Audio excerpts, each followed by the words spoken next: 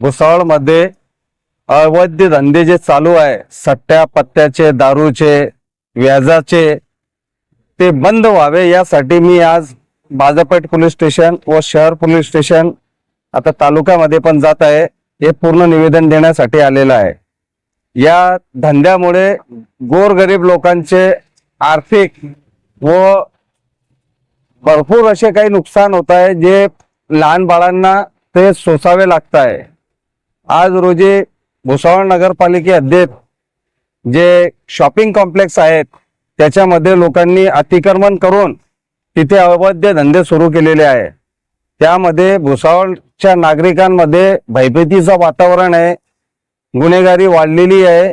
त्यासाठी मी आज बाजारपेठ पोलीस स्टेशन व शहर पोलीस स्टेशन मध्ये निवेदन देण्यासाठी आम्ही सर्व राष्ट्रवादी काँग्रेसचे तालुका अध्यक्ष, जिल्हा अध्यक्ष ओबीसी सेलचे व आमचे गटनेते सचिन भाऊ चौधरी, प्रतोद साहेब, आमचे उल्हास भाऊ पगारे, माजी नगर सेवक दुर्गेश भाऊ ठाकुर व पदाधिकारी, आम्ही सर्व इथे जमलेलो आहे। सर, आपको अभी क्यों ये अवैध धंधे नजर आ रहे हैं? इतने सालों से आपने आवाज क्यों नहीं उठाई? एवढ्या वर्षापासून आम्ही आवाज उठवत आहे, कोणी आमचा आवाज दाबून घेत होता। आज रोजी भुसावळ नगरपालिकेमध्ये जनतेने आम्हाला सत्ता दिलेली आहे। आज रोजी आम्ही ते करण्यासाठी सक्षम आहेत। त्यावेळेला पण आम्ही आवाज उठवत होते, पण आमचा आवाज दाबवण्याचा प्रयत्न करत होते लोक, आणि ते पूर्ण हाईटलाईट होऊ देत नव्हते, कारण सत्ता त्यांची होती, गुंडगिरी वाढलेली होती, त्यामुळे आमचा आवाज दाबण्याचा प्रयत्न करत होते ते। आज रोजी आम्ही पूर्ण सक्षम याच्याने ताकदीने इथपर्यंत पोहोचलेले आहे और वो आम्ही अर्ज दिलेले आहे। उल्हास भाऊ, काय बोलाल? आज आपण निवेदन दिलेलं आहे, त्याबद्दल आपण काय बोलाल? सर्वप्रथम आज मी आमचे हाजी अशरफ भाई यांचे आभार मानतो की त्यांच्या माध्यमातून आज सिटी पोलीस स्टेशन, बाजारपेठ पोलीस स्टेशन आणि तालुका पोलीस स्टेशन आणि DYSP ऑफिस या ठिकाणी निवेदन देण्याचं काम सुरू आहे।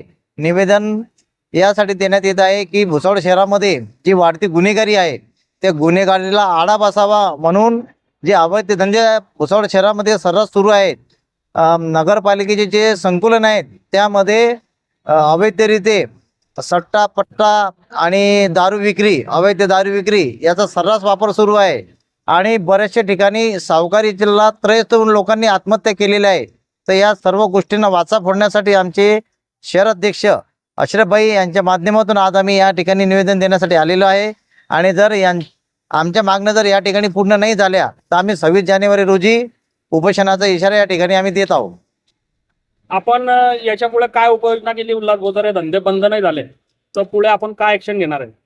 जर यापुढे धंदे बंद नाही झाले तर आम्ही आमच्या सोबत जनतेला सुद्धा आमच्या आंदोलनामध्ये सहभागी करू, आणि प्रशासनाची म्हणजे जनता आणि नगराध्यक्ष यांना आमच्यामध्ये सामील करू, आणि प्रशासनाची झोप आणि या ठिकाणी उडवू।